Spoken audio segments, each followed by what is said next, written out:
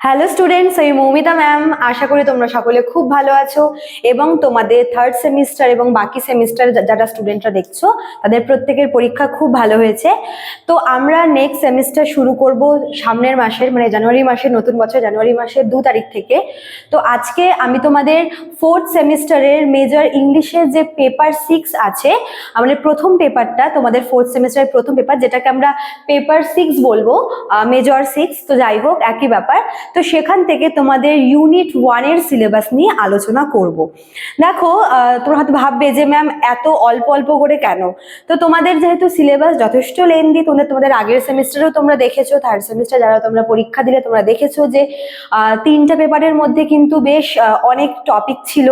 তো এবারও তোমাদের সেম আছে। ওই জন্য আমি তোমাদের, যেহেতু হাতে কিছুটা সময় আছে, এই মাসটা সময় আছে, ওই জন্য আমি তোমাদের ইউনিট ওয়াইজ মানে প্রতিটা পেপারের ইউনিট ওয়াইজ তোমাদের সিলেবাসটা ডিসকাস করে দেবো, ঠিক আছে?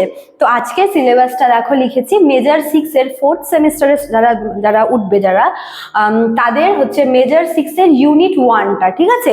যেটা তোমাদের যে মেজর 6 সেটার টাইটেলটা হচ্ছে এলিজাবেথান ড্রামা অ্যান্ড শেক্সপিয়ার, ঠিক আছে? এলিজাবেথান ড্রামা অ্যান্ড শেক্সপিয়ার, এটা তোমাদের হচ্ছে পেপার 6 এর টাইটেল। মানে এই তোমাদের এই পেপারে তোমরা যতগুলো আর কি টপিক পড়বে সবগুলোই কিন্তু এলিজাবেথান ড্রামা এবং শেক্সপিয়ারিয়ান ড্রামার উপরে রয়েছে। তো আজকে তোমাদের ইউনিট 1 নিয়ে আলোচনা করব। ইউনিট 1 এ তোমাদের 4টা টপিক রয়েছে। তো ক্লাসটা শুরু করার আগে বলে রাখি, যারা আমাদের কাছে অনলাইনে পড়তে চাইছো নেক্সট সেমিস্টারে, তারা কিন্তু আমাদের অফিসিয়াল নাম্বার দেওয়া আছে, দেখো এখানে, সেই অফিসিয়াল নাম্বারে তোমরা কিন্তু আমাদের সাথে যোগাযোগ করে নিতে পারো, ঠিক আছে?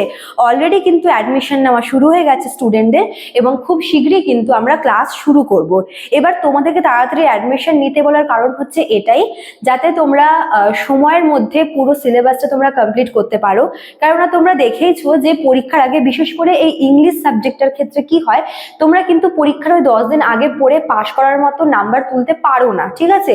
এর কারণ হচ্ছে ইংলিশটা হচ্ছে এমন একটা সাবজেক্ট যেটা তোমাদের একদম শুরু থেকে পড়তে হবে এবং পারলে কতবার রিভাইজও করে নিতে হয়। এবার থার্ড সেমিস্টারে তোমরা খুব অল্প সময় পেয়েছিলে, মাত্র 4 মাস তোমরা সময় পেয়েছিলে পুরো সিলেবাস কমপ্লিট করতে, এবং অনেকের কিন্তু ভীষণ অসুবিধা হয়েছে, ঠিক আছে? অনেকে শেষের দিকে জয়েন করেছো এবং বলেছো যে ম্যাম কয়েকটা এমন কোয়েশ্চেন বলুন যেগুলো আসবেই। তো এরকম করে তো বলাটা খুব অসুবিধা হয়ে যায়, ওই জন্য শুরু থেকেই থাকতে হয়। এছাড়া তোমাদের যেহেতু এবার ফোর্থ সেমিস্টারের যে তোমাদের যে 3টে পেপার আছে, সেখানে তোমরা ম্যাক্সিমাম কিন্তু নোভেল, ড্রামা এইসবই পাবে। তো প্রতিটা হচ্ছে তোমার সুন্দর সুন্দর গল্প দেওয়া আছে প্রত্যেকটার ক্ষেত্রে, হ্যাঁ? মানে তোমাদের এবারের সিলেবাসটাতে সুন্দর সুন্দর ড্রামা আছে, নোভেল আছে। তো সেগুলোর যদি তোমরা গল্প শুরু থেকে না পড়ো, মানে আমি বলছি যে যদি তোমরা শুরু থেকে ক্লাসগুলো অ্যাটেন্ড না করো, অনলাইন ক্লাসগুলো, তাহলে তোমাদের কিন্তু প্রবলেম হতে পারে। ওই জন্যই বলছি যে তোমরা যারা সিরিয়াসলি পড়তে চাও, তোমাদের কিন্তু এই সেমিস্টারে তোমরা একটু সময় বেশি পাবে, তো সেই সময়টাকে কাজে লাগাও, ঠিক আছে? আর যারা অ্যাডমিশন নেবে তারা কিন্তু এই নাম্বারে যোগাযোগ করে নিও। একটা হচ্ছে 6295916282, আর একটা হচ্ছে 7076398606। দুটো আমাদের নাম্বার, তোমরা এই নাম্বারে যোগাযোগ করে আমাদের সঙ্গে কিন্তু জয়েন করতে পারো, ঠিক আছে? আচ্ছা, দেখো তোমাদের যেটা বললাম যে তোমাদের পেপার 6 যেটা আছে ফোর্থ সেমিস্টারে, সেটা কিন্তু এলিজাবেথান ড্রামা আর শেক্সপিয়ারিয়ান ড্রামার উপরে রয়েছে। তো তোমাদের আজকে আমি ইউনিট 1টা বলছি, নেক্সট ক্লাসে আমি তোমাদের ইউনিট 2 আর 3 একসাথে করে দেবো। হ্যাঁ, ওখানে অল্প মানে ছোট টপিক আছে, তো ওটা এই মানে এখানে হয়ে যাবে। তো ইউনিট 1-এ যেহেতু 4টা আছে, ওই জন্য আমি ভাগ ভাগ করে তোমাদের বলছি। দেখো, ইউনিট 1 থেকে তোমাদের 4টা টপিক আছে। 4টা টপিক থেকে তোমাদের 4টা কোয়েশ্চেন দেবে সিরিয়ালি, তোমাদের যে কোনো একটা করতে হবে, ঠিক আছে? আচ্ছা, দেখো প্রথমে কি আছে, the beginning of British drama. 1 number তোমাদের আছে হচ্ছে ইউনিট 1-এ the beginning of British drama. মানে ব্রিটিশ ড্রামা যে শুরু হয়েছিল, মানে ব্রিটিশ ড্রামার শুরুতে কি কি মানে কোন কোন জিনিসগুলো যুক্ত হয়েছিল, বা কোন কোন মানে এর যে সূত্রপাতটা যেভাবে ঘটেছিল সেটা তোমাদের লিখতে হবে। স্পেশালি তোমাদের ব্রিটিশ ড্রামার মধ্যে কোন কোন টপিকগুলো পড়তে হবে, মিরাকল প্লেস, ঠিক আছে? মিরাকল প্লেস পড়তে হবে।